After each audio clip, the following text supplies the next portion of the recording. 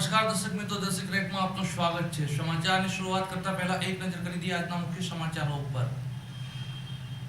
અમીરગઢ તાલુકાના અંતરિયાળ વિસ્તાર ગણાતા વિરમપુરમાંથી ગરીબોને આપવામાં આવતો સસ્તા અનાજની દુકાન પરથી આપવામાં આવતો જથ્થો કરિયાણાની દુકાનમાંથી ઝડપી પાડતા પુરવઠાની ટીમ।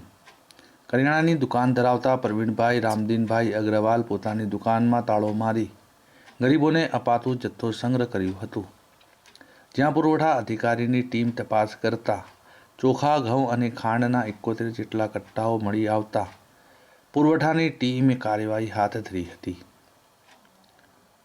આ કાર્યવાહીથી કાળાબજારીઓમાં ફફડાટ વ્યાપી ગયો છે।